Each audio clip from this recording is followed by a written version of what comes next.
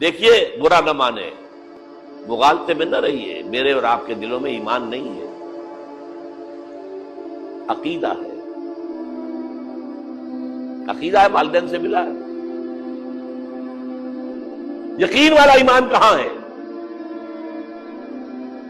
اپنے گریبان میں جھانکیے، اللہ آپ کو توفیق دے۔ کیا مجھے واقعی یقین ہے کہ مجھے مرنے کے بعد جی اٹھنا ہے؟ کیا مجھے یہ واقعی یقین ہے کہ اصل زندگی آخرت کی زندگی ہے؟ کیا مجھے واقعی یقین ہے کہ قرآن اللہ کا کلام ہے؟ ٹٹولیے اپنے دلوں کو۔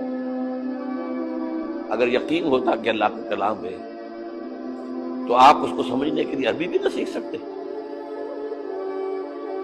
انگریزی آپ پڑھیں، اور پڑھی آپ نے ایسی کہ انگریزوں کو پڑھا دے،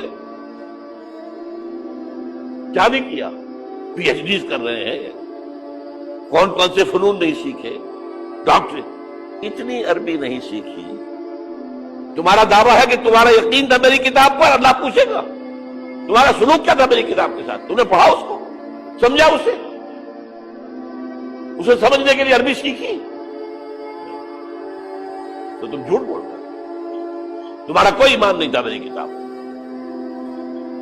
ما آمن بالقرآن من استحل محارمہ، جنہوں نے سود کو اپنے پورے نظام کی جڑ بنیاد بنایا ہو، ان کا ایمان کوئی ہے اللہ پر؟ حضور فرماتے ہیں کہ جس شخص نے حرام کسی شے کو اپنے لیے حلال کر لیا، اس کا کوئی ایمان نہیں۔ دوبارہ آج بھی کرنا ہے تو دوبارہ ایمان پیدا کرنا ہے، ایمان، عقیدہ نہیں، ایمان۔ صرف لپ سروس نہیں، اقرار باللسان نہیں، تصدیق بالقلب۔